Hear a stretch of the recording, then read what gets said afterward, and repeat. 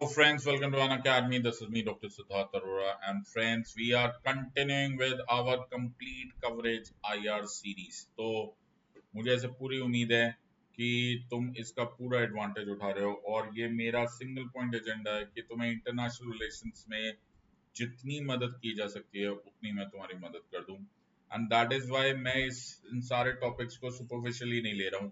I am doing complete coverage. In other words, I am doing everything that is required to be done. मैं editorials पढ़ा रहा हूँ तुम्हें इनमें से. मैं तुम्हें जो भी रीसेंट करंट अफेयर्स हो रहा है वो भी इनको साथ में एसिमुलेट कर रहा हूँ. कोई भी हिस्टोरिकल पर्सपेक्टिव है वो भी मैं इसके साथ इंक्लूड कर रहा हूँ. ऑल्सो एनी फिलोसॉफिकल या फिर जो डिप्लोमेटिक चैनल्स में बातें होती है या द फंडामेंटल्स ऑफ आईआर है वो भी सब मैं इसके साथ इंक्लूड कर रहा हूँ apart from the facts and the figures which are related to the subject. So complete coverage of international relations में हम लोग कर रहे हैं इंडिया चाइना रिलेशंस का अपडेट. और मैं ऐसे 3 वीडियोस ऑलरेडी बना चुका हूँ इस सीरीज में. Part 1, 2 and 3 already uploaded here on the YouTube channel. Make sure that you watch them also along with this, and this will be the second last part, and this is the part 4 of India China relations update. तो तुम्हें कभी लगा ही नहीं होगा कि YouTube पर कितने आराम से हम लोग इतना डिटेल में पढ़ा सकते हैं एंड दैट इज हमारा single point agenda at Unacademy to try and give you a realistic chance of cracking this exam. And this is me doctor Siddharth Arora. Unacademy के दुनिया में मुझे मेरे referral code Sid live SIDLIVE Sid live के नाम से जाना जाता है. आपने यही रेफरल कोड यूज करना है SIDLIVE. ये मेरा रेफरल कोड आपने यूज करना है जब भी आप प्लस क्लासेस को सब्सक्राइब करेंगे, जब भी आप कोई आइकॉनिक सब्सक्रिप्शन लेंगे, जब भी आप कोई अन अकेडमी कॉम्बैट का हिस्सा बनेंगे. Make sure that you are utilising Sid live SIDLIVE. ये रेफरल कोड आपने यूज करना है and I will be very very happy to teach you and welcome you to team Sid live. और तुम्हें ह्यूज डिस्काउंट मिलेगा द मोमेंट आपने Sid live code use किया. So great opportunity for all of you. और ये है मेरा टेलीग्राम चैनल. ये टेलीग्राम चैनल आपने ज्वाइन करना है to receive updated knowledge of polity, governance and IR for UPSC civil services examination from me. मुझे कुछ भी पार्लियामेंट से रिलेटेड नई इंफॉर्मेशन आती है, मुझे कुछ भी सुप्रीम कोर्ट की न्यू जजमेंट के बारे में पता चलता है, कोई भी ऐसा इवेंट पता चलता है जो मुझे लगता है इंटरनेशनल रिलेशंस में रेलेवेंट है, या फिर मुझे कोई भी नया कोर्स या कोर्स मटेरियल या किसी ऑफर की आपके साथ शेयर करनी होती है information, I will do it on the Telegram channel. So make sure that you are a part of my Telegram channel. Sorry. तो ये है मेरा टेलीग्राम लिंक. और अगर इस टाइम आपके पास मोबाइल कैमरा है तो उस मोबाइल कैमरा को यूज कीजिए और अपने कैमरा से इस कोड को स्कैन कर लीजिए. सो आप इस कोड को स्कैन करेंगे तो भी आप मेरे टेलीग्राम चैनल पर पहुंच जाएंगे. So I will be very very happy to welcome you on my Telegram channel. Let us connect on the Telegram channel. We are on An Academy, which is the largest online learning platform in India, and hopefully we will one day become the world's largest online learning platform. और इसका reason ये है कि we have the best educators from all over India on one platform. फिर वो चाहे polity हो, चाहे गवर्नेंस हो, चाहे IR हो, चाहे हिस्ट्री हो, चाहे ज्योग्राफी हो, चाहे इकोनॉमिक्स हो, we have the entire team supporting you all the way from prelims to mains to optional even till interview. तो हम तुम्हारा साथ देंगे till the last day of your exam. और इतना huge option है तुम्हारे पास. ये एक नया ऑफर आया which is Unacademy unlock. आपने सिर्फ एक कोड यूज करना है SIDLIVE.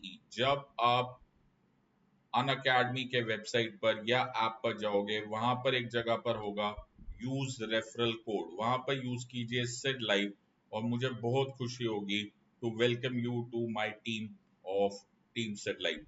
अपार्ट फ्रॉम दैट आपको ह्यूज डिस्काउंट मिलेगा.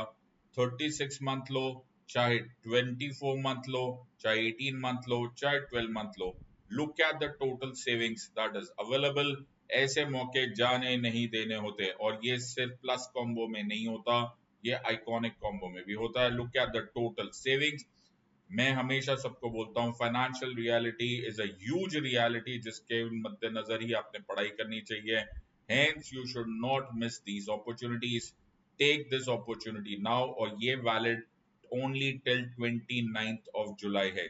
और तुम्हें इसके साथ साथ ये भी अनाउंस कर देता हूँ कि मेरा PSIR का ऑप्शनल कोर्स भी इसी दौरान लॉन्च हो रहा है। In other words, this is a great great opportunity, don't miss this. We are always offering you such offers, but make sure कि ऐसे मौके जाने ना दिया जाए। You are a wise gang of students, take a wise decision, but take it now। ये है UPSC CSE Notes 2.0, जिसमें comprehensive coverage of every topic, integration of UPSC mains, previous year question, timelines and mind maps, contemporary issues covered। और अगर तुमने एक साल, तुम notice करते जा रहे हो, एक साल या अबव की सब्सक्रिप्शन ली और अभी भी ली, तो तुम्हारा डबल फायदा हो जाएगा। एक फायदा तो मैंने ऑलरेडी बता दिया है, तुमको 20% ऑफ मिलेगा। Just using the code said live तुम्हें 20% ऑफ मिलेगा, प्लस ये जो नोट्स है 2.0 ये फ्री मिल जाएंगे, ये फ्री मिल जाएंगे। So this is a great opportunity, don't miss this. This is the CSE assure programme, जिसमें अगर आपने 2 साल की सब्सक्रिप्शन ली तो एक साल, भगवान ना करे अगर आपका रिजल्ट ऐसा हो जिससे आप खुश ना हो, तो we will offer you 1 year free extension on the 2 year subscription. All you have to remember is the code SIDLIVE, SIDLIVE। और ये हमारा वादा है कि हम आपका लास्ट डे तक साथ निभाएंगे। So this is the same thing. We are sure to be with you till you clear your UPSC exam. So we are with you। और अगर लोन की भी आपको जरूरत है तो भी अनअकैडमी 0% EMI पर आपको सिड लाइव कोड यूज करने के बाद आपको लोन ऑफर करती है। सो ऐसे शायद ही कोई ऑर्गेनाइजेशन होगी जो which will be alive so much to the requirements and the understanding of the condition in which an aspirant is। So we are offering you this, हम आपका साथ देंगे। We are only helping you get a realistic chance of cracking this exam। As I said, you are a wise gang of students, take a wise decision। Choose for the widest choice of educators, flexibility to change course, unlimited views, dedicated doubt sessions, daily answer writing, live mentorship, end-to-end preparation, printed comprehensive notes। हाथ कंगन को RSE क्या, इन other words हम लोगों ने prove किया है। 170 plus toppers आए हैं 2020 में, 178 से ज्यादा टॉपर्स आए हैं 2021 में। हम लोग तुमको 24 कैरेट रॉक सॉलिड प्रिपरेशन दे रहे हैं, डोंट मिस दिस। आज का वीडियो हमने पार्ट 1 जब स्टार्ट किया था of the India China relations, I hope तुम उन वीडियोस को देख लो, फिर पार्ट 2 और पार्ट 3 भी देख लो। पार्ट 1, पार्ट 2, पार्ट 3 में मैंने एक फलक्रम बनाया, एक पॉइंट बनाया, एक क्रक्स के अराउंड मैंने पढ़ाना स्टार्ट किया। एक स्टाइल होता है पढ़ने का, और उसी स्टाइल में मैंने पढ़ाया। मैंने कैसे पढ़ाया, मैंने एक इवेंट को देख लिया और उस इवेंट के अनुसार ही डिसाइड किया कि चलो पढ़ते हैं। तो Wang Yi, okay, the Chinese foreign minister visits Delhi, all right। So ये मार्च 28, 2022 की एक न्यूज है। Wang Yi इंडिया आए, क्या करने के लिए आए? वो probably is in a repair mode कि यार इन्होंने बड़ी मेजर गलती कर दी, इन्होंने लद्दाख स्टैंड ऑफ किया, इन्होंने हमें धोखा दिया at the Galwan Valley, and that is why our relationships with China went south। लेकिन हमारी गवर्नमेंट ने बहुत ही स्मार्टली एंड बहुत ही स्ट्रांगली चाइना के इस सो कॉल्ड ट्रांसग्रेशन का जवाब दिया। हमने उनको 1 इंच का मौका नहीं दिया to misuse or to get into our sovereignty, and that is why now China might have started realizing कि उनसे गलती हो गई है, ये नया इंडिया है, and that is why probably it is a beginning। But repair होने में थोड़ा समय लगता है। एंड ऐसा ऑथर का कहना है that repairing India China ties is a long haul, यानी कि अभी इसमें समय लगेगा। सो हम लोग फोकस्ड है on Ladakh border, but China को और बहुत सारी चिंताएं हैं, बिकॉज इंडिया अब एक मेजर वर्ल्ड प्लेयर है। एंड आने वाली ब्रिक्स समिट में चाइना को इंडिया से बहुत सारी उम्मीदें और बहुत सारी कोऑपरेशन है। In fact they want to check, okay, so they want to test waters before they go ahead. सो ये एक बहुत अच्छा क्वेश्चन भी बन सकता है तुम्हारे मेंस के आंसर के अनुसार। This can be a very good question also. लेकिन यहां से मैंने स्टोरी स्टार्ट की, तो I did not enter into the chapter right from the beginning, because कहीं ना कहीं से ये स्टोरी स्टार्ट करनी है टिल सच टाइम कि हम लोग इस बात को जस्टिफाई करें। तो एक जमाना था जिसमें 21st सेंचुरी को हम लोग एशियन सेंचुरी की बात कर रहे थे। तो I am just trying to recap for those who have missed the earlier classes and we'll try and summarise everything also. So 21st century को एशियन सेंचुरी बोला जाता था या डिस्क्राइब किया जाता था। द रिसर्जेंट एशिया और द एशिया शाइनिंग और द एशियन सेंचुरी, ये सारा जो कॉन्सेप्ट है, ये सारा जो कॉन्सेप्ट है, ये क्या इंडिया एंड चाइना के साथ है, या फिर China wants to go alone? ये एक बहुत मेजर क्वेश्चन है। We are the two Asian giants, right? World की टू लार्जेस्ट पॉपुलेशन वाली कंट्रीज है इस टाइम पर वर्ल्ड में। अमंग्स टॉप 5 में दोनों ही कंट्रीज, इकोनॉमी हो, मिलिट्री हो, पॉपुलेशन हो, we are huge countries and the world is looking at हम लोग के आसपास, इन दोनों कंट्रीज के आसपास। It is just not possible world में कोई भी पॉलिसी बन रही होगी बाय इग्नोरिंग इंडिया और चाइना। तो बट क्या ये दो एशियन जायंट्स इस एशियन सेंचुरी को बनाने के लिए साथ में है, और is China wanting to create its own path? So a very important question that lies in front of us is that how do we address this now. हमने जब इसको पढ़ा तो वी डिसाइडेड टू स्टडी, तो मैंने ऐसे ही पढ़ा है। सो हम लोग, मैं इसको रिकैप फाइनली एक ही बार में करूंगा ताकि we go back to our thing. So हमने पूरा का पूरा चाइना इंडिया के रिलेशनशिप को फेजेस में समझा, और वही तरीका होता है, और कोई तरीका ही नहीं होता। सो हमने पहले हिस्टोरिकल पर्सपेक्टिव्स देखे, और हिस्टोरिकल पर्सपेक्टिव्स में हमने देखा अरे बहुत सारे कॉमन फैक्टर्स है, बहुत सारे कॉमन फैक्टर्स है। कैसे कॉमन फैक्टर्स है?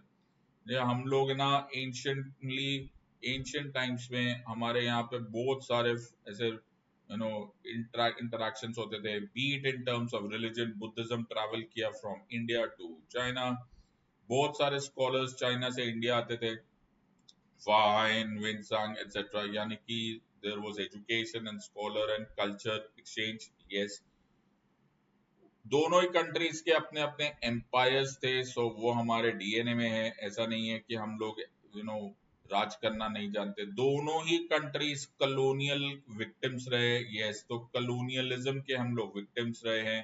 दोनों ही कंट्रीज लार्ज है in size as well as large है इन पॉपुलेशन। यस, ये भी दोनों बात है। दोनों ही कंट्रीज बिकॉज कलोनियलिज्म के विक्टिम रहे, तो दोनों ही कंट्रीज में सोशल एंड इकोनॉमिक जस्टिस की बड़ी मेजर डिमांड है, और that is why poverty, okay, हम दोनों का इशू था। और करीब करीब we were contemporaries in the so called coming out of the colonial past and so on and so forth. फिर यहाँ तक तो सर बहुत ही ज्यादा कन्वर्जेंस लग रहा है। ऐसा लग रहा है कि हम लोग तो नेचुरल एलाइज होने चाहिए। ये सब वर्ड्स यूज करना एग्जाम में।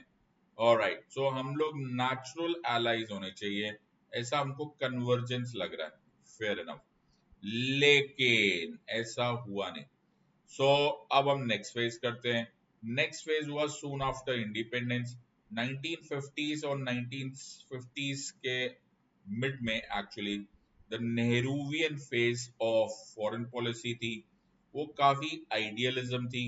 हम लोगों को लगा कि चाइना हमारे साथ चलेगा, हमने हिंदी चीनी भाई भाई का कॉन्सेप्ट दिया, जाओ एनलाई को बुलाया, जाओ एनलाई को बोला कि भाई हम हिंदी चीनी भाई भाई है, in other words we will be together in making what is called as the ancient century. ये बहुत ही आइडियलिज्म का टाइम था, बट देन ये ज्यादा लॉन्ग टर्म नहीं चला। देन हैपेंड टिबेट का सिचुएशन, व्हेन दलाई लामा को हमने पॉलिटिकल असाइलम दिया, देन चाइना ने हमको धोखा दिया इन 1962। सो 1960s में स्टार्टिंग विद द 1962 वॉर और बाद में द 1967 नाथुला कॉन्सेप्ट और sorry Nathula attempt by China, the relationship went bad. तो यहाँ पे था बहुत ही अच्छा, यहाँ पर हो गया बिल्कुल डाउन। 1970s का भी टाइम कुछ ऐसा ही गुजरा। इनफैक्ट 1960s में और भी खराब होने लग गया था, with China Pakistan axis coming into the picture, Shaksgam valley being ceded to China. China now deciding to support Pakistan in whatever ways possible. And 1970s में relationship बहुत अच्छे नहीं रहे। 1980s में with the visit of ex-prime minister Mr. Rajiv Gandhi और उनकी meeting with Deng जाओपिंग, ये relationship ऐसा लगा खुद को, क्या लगा कि ब्रेक थ्रू हो जाएगा, लेकिन ये ज्यादा टाइम ये भी नहीं चला, क्योंकि 1990s में फिर relationship were about to go south. क्यों? 1990s में हमारे पास दो ऐसे ही इवेंट्स हुए। One was the nuclear test that we conducted and China बड़ी खुशी खुशी हमारे खिलाफ सैंक्शन में कोऑपरेट करा। वो बात अलग है कि चाइना को खुद को ही रूट शॉक लग गया व्हेन यूनाइटेड स्टेट्स जो कि लीडर था इन terms of placing sanctions on us, वही हमारे से उन्होंने यू टर्न मारा and they started supporting us obviously for their own reasons. And then of course the Kargil war, जिसमें although I'm sure कि पाकिस्तान के हरकत से चाइना भी वैसे विश्वास नहीं हुआ होगा कि यार कोई इतनी नासमझी कैसे कर सकता है, ओके इतना इरेस्पॉन्सिबल कैसे हो सकता है, लेकिन ये लोग अपने आप को ऑल वेदर एलाइज बोलते हैं, तो क्या करें। तो वहां पे भी चाइना ने न्यूट्रल एटीट्यूड रखा जो हमको बिल्कुल नहीं अच्छा लगा। फिर 2000 ऑनवर्ड्स ओके रिलेशनशिप थोड़ा ऊपर, कभी बेटर कभी खराब and so on and so forth, but earlier on with Atal Bihari Vajpayee साहब okay making a state visit, things were kind of improving. फिर एक फॉल्स सिचुएशन में हमको लगा कि yes maybe China will support us, लेकिन ये भी एक झूठ था, बिकॉज चाइना का जो भी सपोर्ट दिख रहा था वो हमको इसलिए दिख रहा था because China was probably playing a long term game of trying to keep United States away from us, or rather Asia. And then suddenly 2010 onwards, suddenly they made a U-turn. Suddenly states started demanding Arunachal Pradesh and all the things of supporting Kashmir issue with Pakistan and so on and so on. And then of course went down completely south with the Ladakh standoff in 2020. So story कुछ बहुत ही dangerous मोड़ पे आ गई है, और ये सारी stories मैंने एक एक करके इन सारी स्लाइड्स के थ्रू आपको दिखाई है। आप इनको देखो और पार्ट 1 पार्ट 2 पार्ट 3 ये सारे वीडियोस को देखो, you will understand each of this. मैंने इसको बहुत डिटेल में किया है and I am sure you will understand this part. तो मैंने जो लास्ट टॉपिक खत्म किया था राइट, जो मैंने सारे फेजेस पढ़ा दिए, जो मैं अभी आपको जैसे देखते देखते भी लग रहा होगा कि अब इसका अंत नतीजा आना है with understanding what is the border issue. तो मैं ये बिल्कुल चिकन एंड एग फंडा है ओके। कहने वाले ये बोलेंगे कि बॉर्डर डिस्प्यूट सेटल कर दो, India China relation automatically better हो जाएगा। तो बोलने से जाता है कि बॉर्डर इश्यूज को, बॉर्डर डिस्प्यूट्स को सेटल कर दो, तो इंडिया चाइना रिलेशन में जो मेजर थॉर्न है वो यही है।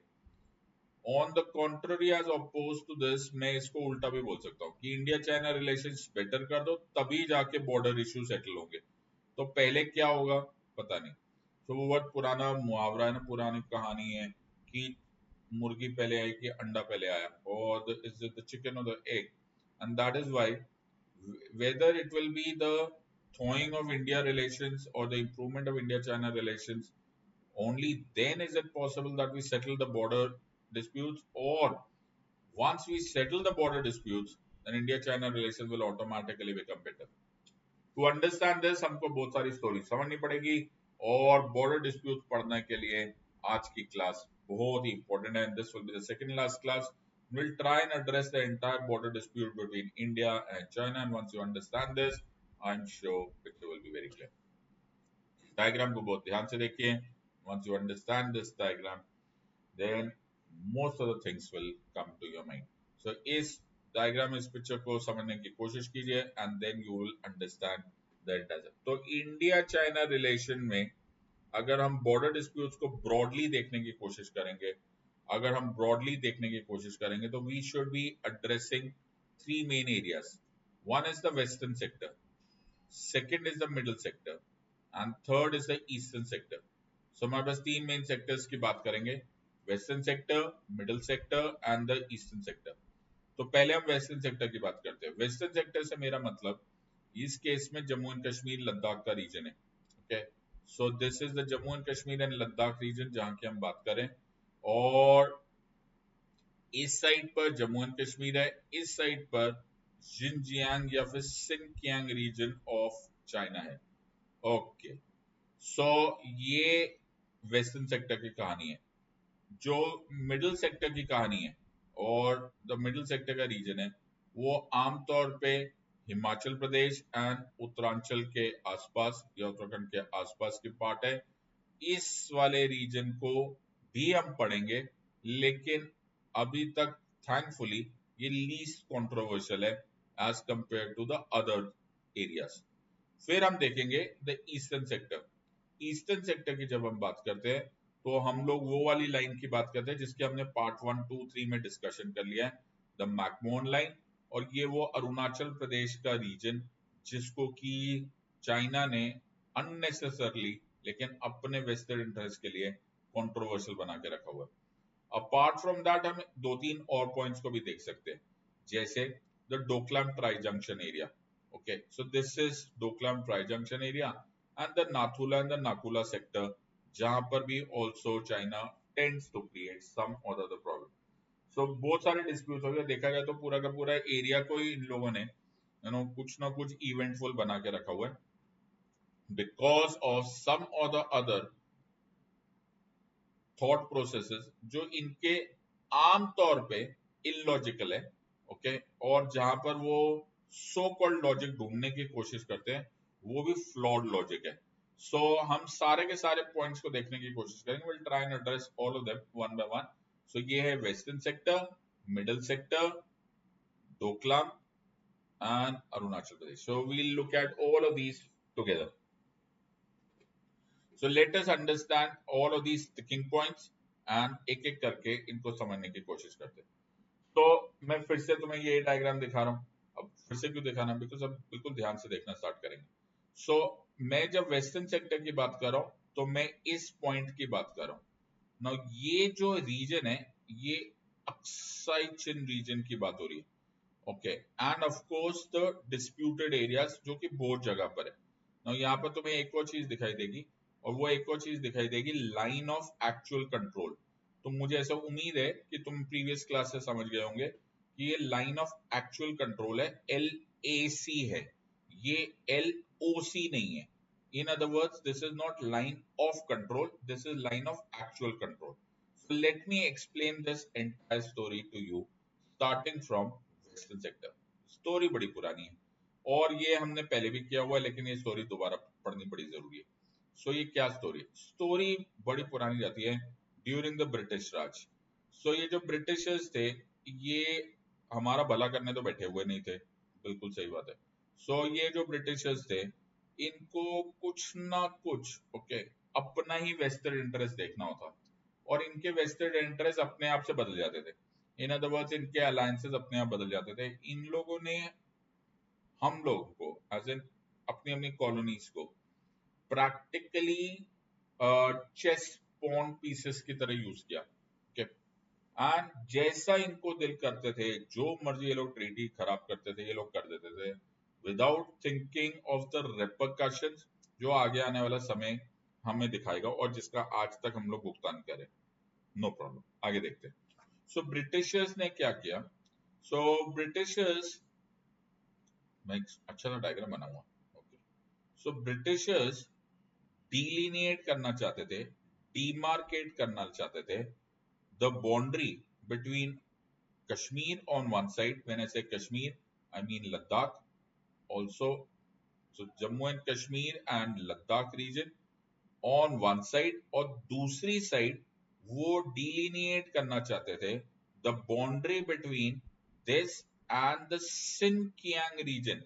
इसको तुम सिनकियांग भी बोल सकते हो, इसको तुम जिनजियांग, जैसा मर्जी, तुम्हें चाइनीज आती है तो तुम चाइनीज में बोल दो। Okay, region of Tibet. अब तुम्हें टेंशन हो गई होगी ये वर्ड सुनते, क्योंकि मैं जिस जमाने की बात कर रहा हूं तब Tibet was an absolutely free country, और चाइना को हमने इस पिक्चर से दूर रखा। तो China, the so called China, तो इसको है ना ऐसे ज्योग्राफिकली तो तुम कर ही सकते हो, बट अगर तुम इसको ऐसे लीनियर डायग्राम बना के कर लोगे तो बहुत सिंपल हो जाएगा।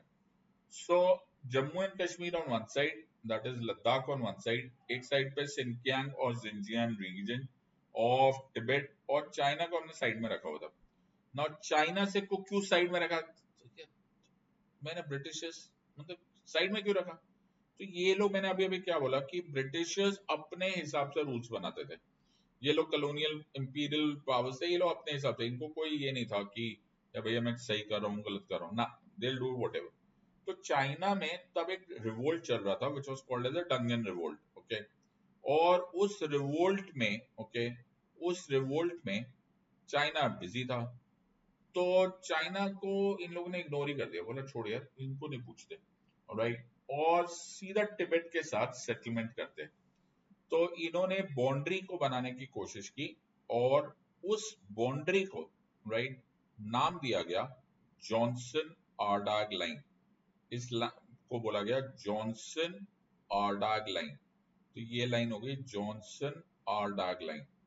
ओके, तो Johnson Ardagh line, okay, I hope तुम लोगों को स्पेलिंग राइटिंग समझ आ गई।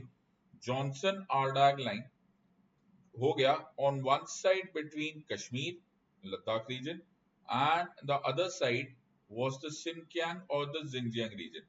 कमाल की बात यह है कि ये तिब्बत और ब्रिटिश इंडिया के बीच में ही फैसला हो गया।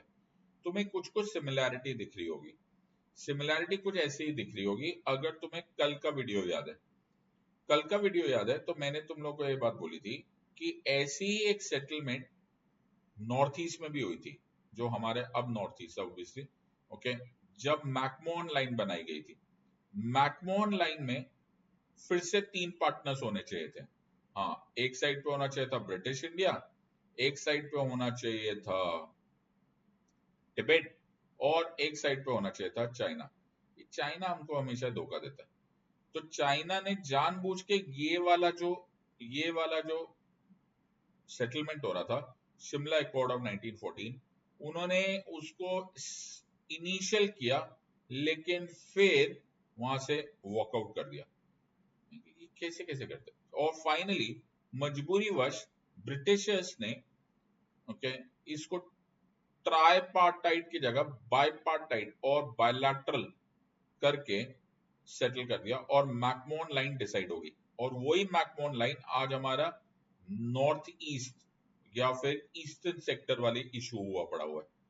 तो चाइना सेम बातें बोल रहा है दोनों तरफ। ओके, चाइना यहां पर क्या बोलता है? चाइना यहां पे बोलता है तुमने हमसे पूछा, हमने बोला हमने पूछा, तुमने इनिशियल किया लेकिन लास्ट में वॉकआउट किया। इसीलिए चाइना बोलता हम लास्ट में लेकिन इस सेटलमेंट के पार्ट नहीं थे, हम नहीं एग्री करते। सिमिलर बात वो यहां पर भी बोलता है कि चाइना बोलता है तुमने हमसे पूछा, तो ब्रिटिशर्स बोलते हैं हाँ कैसे पूछेंगे, तुम तो इन्वॉल्व थे डंगन रिवोल्ट में, सो हम तुम्हें कैसे पूछते। तो चाइना बोलता हम इसको एग्री नहीं करेंगे क्योंकि हम इसका पार्ट नहीं थे। अब गलती दोनों साइड पर या तो ब्रिटिशर्स की है या फिर चाइना की है, और नुकसान भुगत रहे हैं या तो टिबेटन्स या फिर हम। ओके, क्योंकि हमें तो वही दिया गया जो इन लोग उस टाइम पे राज कर रहे थे, तो they settled something, they made an agreement and we were a party, we were just the inheritors of those agreements. तो जॉनसन आर्डाग लाइन बन गई। अब मेरी बात बहुत ध्यान से सुनना, जॉनसन आर्डाग लाइन के अनुसार, मैं फिर बोल रहा हूं, जॉनसन आर्डाग लाइन के अनुसार, according to the Johnson Ardagh line, ये रीजन जो कि अक्साई चिन का रीजन है, ये रीजन जो कि अक्साई चिन का रीजन है इन लद्दाख, ये इंडिया का है, ये इंडिया को बिलोंग करता है। आई होप तुम्हें हमेशा के लिए याद रहेगा। अगर मैं जॉनसन आर्डाग लाइन को देखूं तो जॉनसन आर्डाग लाइन अगर जिनजियांग रीजन दिख रहा है, जिनजियांग रीजन और सिनकियांग रीजन, और एक साइड पर कश्मीर या लद्दाख इशू को देख लिया जाए, जगह को देख लिया जाए, और अगर मैं जॉनसन आर्डाग लाइन को मान लूं तो ये जो रीजन है ये हमारा है। और यही रीजन चाइना ने डिस्प्यूट में लिया है। अब तुम्हारे मन में आएगा क्यों लाया और कैसे लाया? क्योंकि ये जॉनसन आर्डाग लाइन 1865 में बनी थी, ये जॉनसन आर्डाग लाइन 1865 में बनी थी, और इसलिए इसका नाम जॉनसन आर्डाग लाइन होते ही ये अक्साई चिन टेरिटरी को इंडियन पार्ट ऑफ कश्मीर में मानता है। ग्रेट। लेकिन ये जो जॉनसन आर्डाग लाइन है, ये जॉनसन आर्डाग लाइन चाइना की जान पहचान से नहीं हुआ, तो चाइना इसको एग्री नहीं करता। चाइना क्यों नहीं एग्री करता? चाइना नहीं एग्री करता, चाइना बोलता हमारी तो तुमने सुनी नहीं। हमने बोला हमें क्या सुनने की जरूरत है। ब्रिटिश इंडिया बोलता है कि हमारी सेटलमेंट हो गई थी तिब्बत के साथ। तो तुम्हें नोटिस होता है, एक बार डायग्राम को ध्यान से देखो, तुम्हारी बिल्कुल जिंदगी चेंज हो जाएगी in terms of international relation. So ये है तिब्बत, यस, और यहां पर ये अक्साई चिन रीजन, यस, और हमने जॉनसन आर्डाग लाइन बना दी। अब जॉनसन आर्डाग लाइन बनाने से क्या हुआ? जॉनसन आर्डाग लाइन बनाने से एक इंपॉर्टेंट बात हुआ कि the Aksai Chin region India का होता है। अब प्रॉब्लम ये है कि ये रीजन है लद्दाख का, और ये रीजन, ये 1865 का जमाना है ना, उस टाइम पर ऐसा कुछ सेटलमेंट होता होगा ना, आई एम श्योर ऐसी कोई टेक्नोलॉजी होती होगी जो कि इसको एब्सोल्युटली पत्थर की लाइन की तरह से इसको डिलीनिएट कर दे कि जी देख रहे हो इस साइड अक्साई चिन, उस साइड वो। तो कश्मीर के जो किंग थे उन्होंने इसको एक्सेप्ट किया, लेकिन उसके लिए और कोई जुगाड़ तो था नहीं। तो वहां पर सिर्फ एक ये फोर्ट है जिसे जियादुल्ला या फिर शहीदुल्ला का फोर्ट बोला जाता है। तो ये जो गढ़ है, ये वो पॉइंट है जहां से हमको ये रेफरेंस हो जाती है कि यहाँ से जॉनसन आर्डाग लाइन। लेकिन ये फोर्ट भी इतना ज्यादा कोई इस्तेमाल नहीं हुआ, तो ये ज्यादा पॉपुलर ही नहीं हुआ, बिकॉज यहाँ पे जैसे जो जो गडेरिया होते थे वो जाके रुक जाते थे, और वो ये एक सो कॉल्ड डिफैक्टो बॉर्डर बन गया। लेकिन जो ईमानदार कंट्रीज होती है, जो countries principles of international law follow करती है, जो पीसफुल कोएग्जिस्टेंस फॉलो करती है, उनके लिए तो इशारा ही काफी है। सो इशारा इशारा यही था कि भाई यही वो रेफरेंस है, और अक्साई चिन इन अदर वर्ड्स कश्मीर का यानी कि इंडिया का पार्ट होगा। चाइना के लिए तो बात ही अलग है, चाइना अलग ही सोचता है, चाइना का माइंड सेट ही एक्सपेंशनिस्ट है। चाइना ने ये लाइन को कभी एक्सेप्ट ही नहीं किया, और जब पता नहीं किया भी होगा तो किसी को पता ही नहीं होगा। अब इनका, इनमें तो वही रूल है ना कि अपना है फायदा, ओके, जिसमें अपना है फायदा वही है कायदा। तो ये तो वही सिचुएशन किया, इन्होंने जॉनसन आर्डाग लाइन को फॉलो नहीं किया, और इनफैक्ट 1893 तक आते आते इन्होंने अपने बाउंड्री मार्कर्स बनाना स्टार्ट कर दिए, और फिर 1893 तक आते आते एक और नई लाइन को सजेस्ट किया, जिस लाइन को बोला गया मैककार्टनी मैकडोनल्ड लाइन। और मैककार्टनी मैकडोनल्ड लाइन इन्होंने अपने हिसाब से, इनका अपना ही तरीका है, ओके, ये अपने मूड में रहते हैं, जो ये लिख देंगे वही है सब कुछ। इन्होंने अपने मैप्स चेंज कर दिए। इसी को मैं बोलता हूं, ये लोग करते हैं कार्टोग्राफिक अग्रेशन। सो ये जो कार्टोग्राफिक अग्रेशन है, ओके, ये इन्होंने किया और कार्टोग्राफिक अग्रेशन के अनुसार इन लोगों ने अपने आप से ये मैप चेंज कर दिया और मैकार्टनी मैकडॉनल्ड लाइन बनाई, जो कि 1899 में आई। और इन्होंने कमाल किया। कमाल क्या किया? ये मैकार्टनी मैकडॉनल्ड लाइन के अनुसार वही अक्साई चिन रीजन जो हमारा था, वो इन्होंने अपनी टेरिटरी में दिखा दिया। तो ये this is the funniest and the most cunning and the most interesting way of aggressing or transgressing into anybody's territory, जो कि चाइना ने इस पर ऑलमोस्ट महारत स्पेशलिटी हासिल कर ली। They will keep doing this part. वो एक लाइन इधर से उधर कर देंगे एंड कहानी खत्म। So this was the Macartney MacDonald line और दो लाइनों की है ये कहानी। सो जॉनसन आर्डैक लाइन हमारे अनुसार थी और ये पहले थी, तो ऐसे भी पहले तुमको मान लेनी चाहिए, लेकिन इनको कौन समझाए। और दूसरी line is the Macartney MacDonald line. अब देखो यहाँ पर सिचुएशन देखो। नाउ ये फैक्ट्स की लड़ाई नहीं है, ये इंटरनेशनल लॉ, इंटरनेशनल कन्वेंशन की लड़ाई है। सो व्हेन आई से इंटरनेशनल कन्वेंशन मतलब पहले लाइन कौन सी बनी थी? पहली लाइन बनी थी जॉनसन आर्डैक लाइन, ओके। उसके अनुसार अक्साई चिन रीजन किसका है? अक्साई चिन रीजन हमारा है। उसके बाद कौन सी लाइन बनी? उसके करीब करीब 30-40 साल के बाद, 30-40 इयर्स के बाद, you are the Macartney MacDonald line. And ये मैकार्टनी मैकडॉनल्ड लाइन के अनुसार अक्साई चिन रीजन इन लोगों ने अपने नाम रख दिया। डू यू अंडरस्टैंड कि ये इससे अलग है? In other words, Macartney MacDonald line is in conflict with the Johnson Ardagh line. Yes. तो डोंट यू थिंक कि जो ये नई लाइन बना रहा है, ओके, उसको जो पहले एग्जिस्टिंग स्टेटस क्यों है उसके लिए एटलीस्ट एड्रेस करना चाहिए? बिल्कुल। उसको डिस्कस करना चाहिए? बिल्कुल। दोनों ने नहीं किया। सो मैंने तुम्हें यही बात बताई थी कि गलतियां करिए इन लोगों ने, चाइना ने और ब्रिटिश इंडिया ने। ना ब्रिटिश इंडिया ने चाइना को कुछ बोला, ना चाइना ने ब्रिटिश इंडिया को कुछ बोला, और अदर ब्रिटिशर्स को बोला। सो ना ब्रिटिशर्स ने इस बात को डिस्कस किया चाइना से, ना चाइना ने इसको डिस्कस किया ब्रिटिशर्स के साथ, और दोनों ही चुपचाप से बैठ गए। दोनों ने अपनी अपनी सेटलमेंट करी।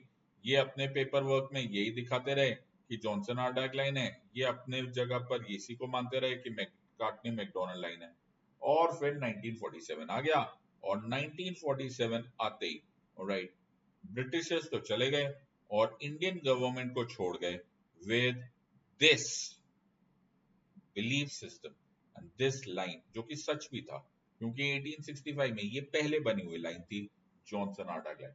अचानक चाइना को याद आया, अचानक from the bolt of a blue, क्या हुआ जी? ऐसे ये लाइन तो डिस्प्यूटेड है, ये लाइन तो तुम्हारी गलत है।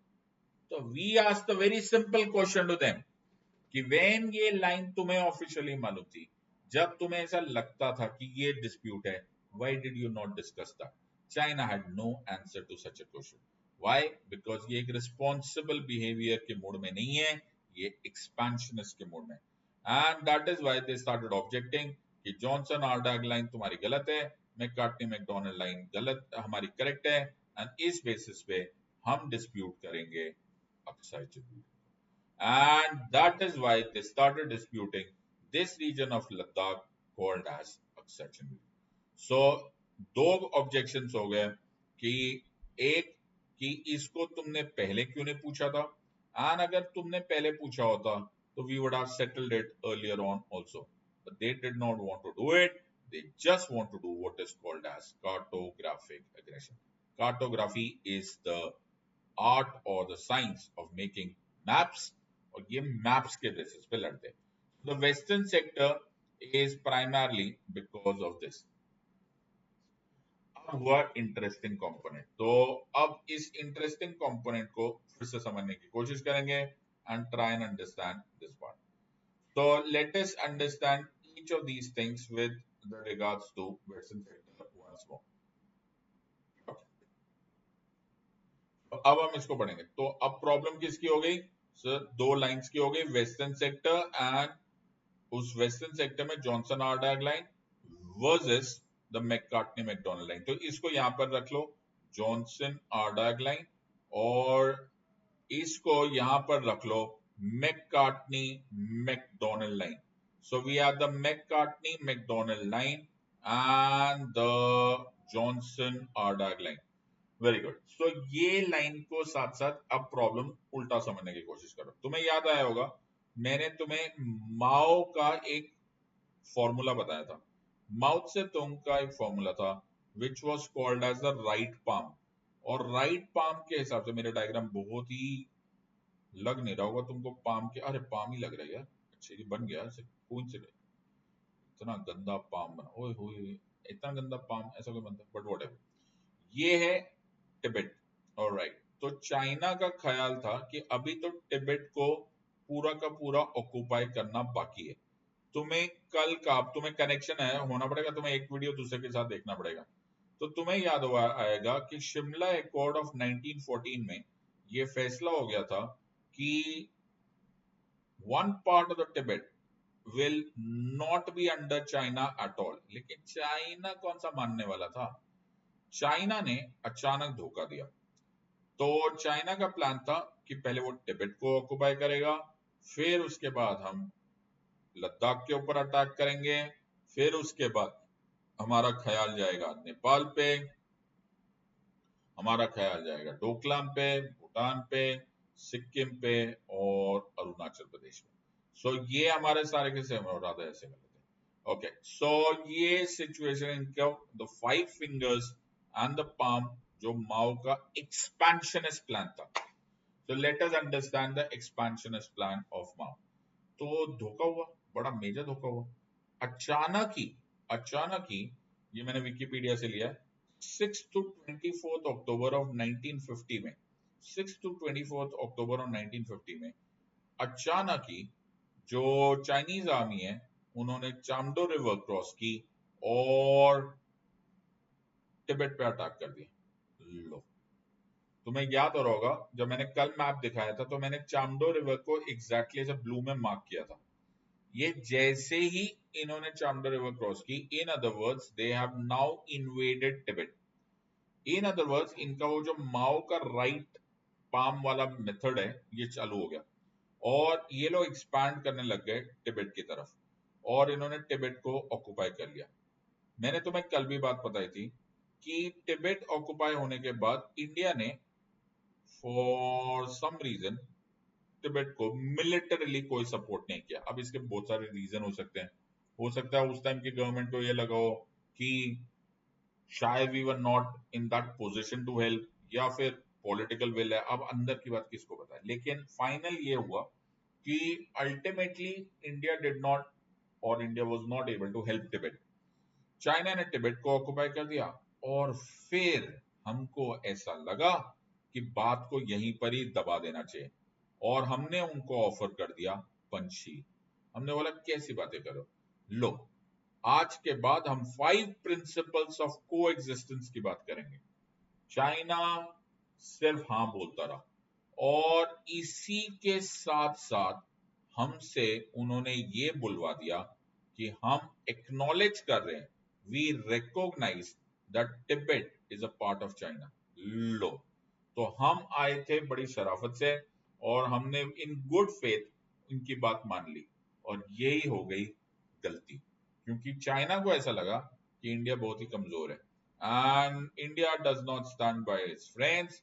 और अगर चाइना का वो तिब्बत पे क्लेम एक्सेप्ट कर लेगा इंडिया, तो हु इज टू से कि चाइना का अक्साई चिन का रीजन का क्लेम इंडिया डिस्प्यूट करेगा। I hope you are understanding the entire situation. अगर हमने उंगली दे दी है तो हाथ भी दिया जाएगा, इसको कौन रोकेगा? तो क्षमा शोभती उसी भुजंग को जिसके पास गरल हो, वो क्या जो दंतहीन विषहीन विनीत सरल हो। तो ये इंपॉर्टेंट पॉइंट हुआ कि उन्होंने ऑफर तो कर दिया, जैसे उन्होंने तिब्बत के ऊपर इलीगल क्लेम किया, हम लोगों ने पंचशील एग्रीमेंट के बाद उसको एक्सेप्ट कर लिया कि this is Tibet is a part of China, चलो यार let's go in good faith, अब हम 5 प्रिंसिपल्स ऑफ कोएग्जिस्टेंस पे जिएंगे। लेकिन ये कौन से मानने वाले थे? So weakness of India was exposed. The opposition parties ने tremendous pressure डाला था upon the government, but at that time, ये सब मैं official records में बता रहा हूँ, the foreign minister said the only result of such a course might be a flare up on our border or more oppression. Not only that, it might result in more oppression, more cruelty against the Tibetans. I do not believe in making empty gestures. It is of no use. So the point here is, ये एक important event हो गया in the upcoming events जो आने वाले थे with regards to India China relation. Thank you, क्या हो गया? थैंक यू बोलो, सब लोग थैंक यू बोलो to the great Sardar Vallabh Bhai Patel. Sardar Vallabh Bhai Patel को थैंक यू बोलो, बिकॉज सरदार वल्लभ भाई पटेल पहचान गए कि चाइना जो है वो धोखा देने वाला है। एंड अगर वो अगर वो हमारे सिचुएशन में देख रह सकता है in terms of Tibet, who is to say कि वो अरुणाचल पे नहीं अटैक कर देगा? इन अदर वर्ड्स वो नेफा पे नहीं अटैक कर देगा।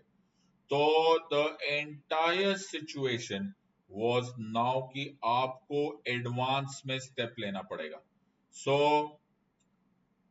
जैसे ही चाइना ने तिब्बत पर अटैक किया, सरदार वल्लभ भाई पटेल, जबकि उनकी तबीयत ठीक नहीं थी, ओके, सरदार वल्लभ भाई पटेल साहब ने बोला नो, तुम चुपचाप से मत बैठो, take advance steps. And that is why उन्होंने इंडियन आर्मी को, इनफैक्ट उस टाइम पर आसाम राइफल्स को ऑर्डर किया कि मेक श्योर कि तुम नेफा यानी कि अरुणाचल रीजन को सॉलिडिफाई कर दो, डिफेंसेस को। एंड तुरंत हमारे आसाम राइफल्स को भेजा गया और नेफा को ड्रॉप कर दिया गया। इन अदर वर्ड्स, अगर वो प्रोटेक्टेड ना होता तो बहुत मेजर प्रॉब्लम हो जाती, बिकॉज आई एम श्योर कि चाइना का thought process, China to say कि चाइना तिब्बत में नहीं अटैक किया, तो 1950 में जब चाइना ने अटैक किया, उसी time Assam rifles decided to block NEFA, वहां पर हमारी मिलिट्री प्रेजेंस हो गई, and China at least did not take और did not do any misadventure. So Assam rifles के वीर जवान ऑब्वियसली एंड सरदार वल्लभ भाई पटेल की foresight in the politics, in the international domain, in the international relation ने शायद उस टाइम एक मेजर ट्रेजेडी होने से रोक लिया। एंड चाइना एटलीस्ट टिल 1950 जब वो तिब्बत पे अटैक किया था, तब तो एटलीस्ट वो अरुणाचल प्रदेश में नहीं आ पाई। तो इसीलिए इंटरनेशनल रिलेशंस में बोला जाता है कि वो कंट्री जिसके लीडर्स को फोरसाइट होती है, वो कंट्री जो अपने हिस्ट्री को समझती है, जो एक्चुअली अंडरलाइन डायनामिक्स को समझती है ऑफ इंटरनेशनल रिलेशन, वो कंट्री बहुत मैसिव सुपर पावर हो जाती है। So hats off to the great leaders such as Sardar Patel, जिनकी इस फोरसाइट से हमारे देश में एटलीस्ट टिल 1950, ओके, जब ये मौका था और ऐसा हादसा होने का चांस था कि चाइना अटैक कर देता, वो तो नहीं कर पाए। एंड उस टाइम के लिए मामला टल गया। अब लगे हाथ तो ईस्टर्न सेक्टर भी पढ़ लेते हैं, तो हमने वेस्टर्न सेक्टर पढ़ लिया, अब ईस्टर्न सेक्टर भी पढ़ लो, ये भी जरूरी है। तो ईस्टर्न सेक्टर की कहानी एक्चुअली स्पीकिंग तो मैं ऑलरेडी बता चुका हूं तुमको। तो ईस्टर्न सेक्टर की कहानी वो शिमला एकॉर्ड 1914 से चलती है। शिमला एकॉर्ड ऑफ 1914 था। शिमला एकॉर्ड ऑफ 1914 के अनुसार जो लाइन है between British India and the Tibet part, उस लाइन को बोला गया था what is called as the McMahon line. So ये था हेनरी मैकमोहन के नाम पर मैकमोहन लाइन। लेकिन मैं तुम्हें प्रीवियस वीडियो में बता चुका हूं कि ये जो मैकमोहन लाइन है, इसको चाइना नहीं एक्सेप्ट करता। तो चाइना क्यों नहीं एक्सेप्ट करता? बिकॉज शिमला एकॉर्ड ऑफ 1914 में रिप्रेजेंटेटिव्स आए थे ब्रिटेन से, जो कि हेनरी मैकमोहन की लीडरशिप में थे, तिब्बत से ये भी था, सिक्किम से ये सुनो, उस टाइम पे जो सिक्किम से था, बिकॉज सिक्किम उस टाइम पर एक इंडिपेंडेंट रॉयल किंगडम था, और चाइना से ईवान चेन आया था। चाइना ने सब कुछ एक्सेप्ट किया और फिर फाइनली जब लास्ट में साइन करने की बात हुई तो बोला हम नहीं साइन करते। ये चाइना की पुरानी आदत थी। तो चाइना सेड हम नहीं साइन करते and then that is the reason China बोलता हमने तो मैकमोहन लाइन एक्सेप्ट ही नहीं की। सेम बात हम ब्रिटिशर से पूछते हैं कि तुमने मैकमोहन लाइन ये लोगों ने एक्सेप्ट नहीं की, तुमने इनको कुछ बोला? तो बोले 1914 में हमको चाइना से जरूरत थी, चाइना का वर्ल्ड वॉर वन में हमें सहारा था एंड दैट इज वाई हम लोगों ने कुछ कन्फ्रंट ही नहीं किया।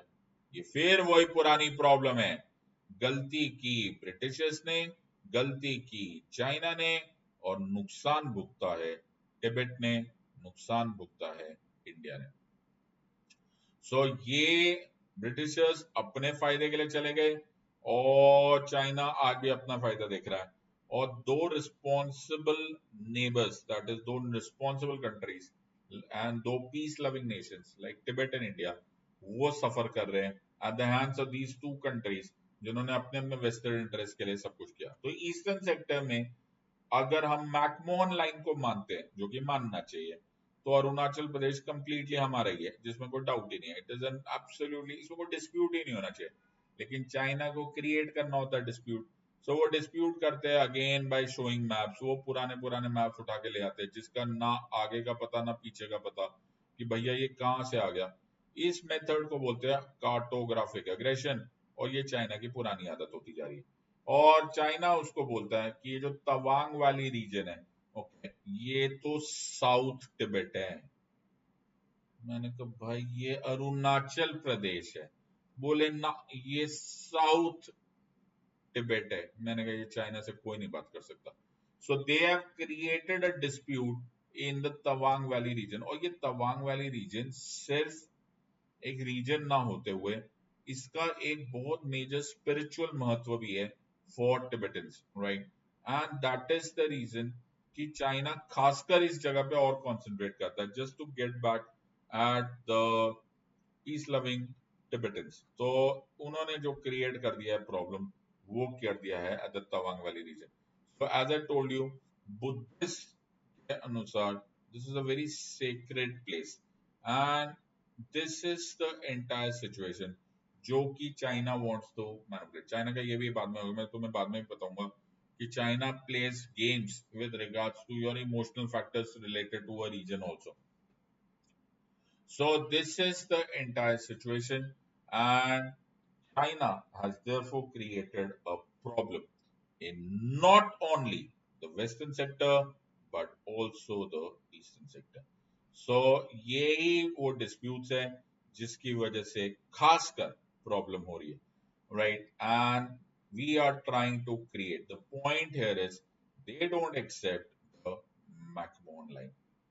Okay, they don't accept the McMahon line and they say it is illegal and they say that the Tibetans जिन्होंने 1914 में शिमला एकॉर्ड और शिमला कन्वेंशन में इसको साइन किया था, उनको कोई हक ही नहीं था। अब बताओ, उनको हक नहीं था? वो बोलते ना जी उनको तो हक ही नहीं था, उनको देवर अंडर आवर स्यूजरेंटी, हमसे पूछते, हम तो ना साइन करते। इन अदर वर्ड्स वही है कायदा जिसमें अपना है फायदा and this is what China does it. तो ऐसे पढ़ते हैं एक सब्जेक्ट को माय फ्रेंड्स, राइट? तो मैंने तुम्हें दोनों मेन इश्यूज बता दिए and in the last part we will look at how the border disputes have now come to the picture जहां पर हमारे बीच में हम disputes होने लग गए in terms of military conflicts। तो हम पढ़ेंगे situation with relationship to Doklam, हम पढ़ेंगे relationship with situation with related to Galwan Valley and the last part of this series और वो होगा next video में। So एक major announcement, UPSC CSE के new batches आ रहे हैं। use the code SIDLIVE SIDLIVE and join us। अब तुम्हें पता चल गया पढ़ना कैसे होता है। So if you like this, please subscribe to our videos, like, share, and we will be very very happy। use my code SIDLIVE to join our plus classes। अब तो तुम्हें पता चल गया कि हम YouTube पर ऐसे पढ़ा सकते हैं। तो 1-to-1 जब structured courses होते हैं तो क्या पढ़ाई होती होगी। So don't miss these opportunities। In the words of an academy, let's crack it. Until next time, God bless, thank you, and Jai Hind.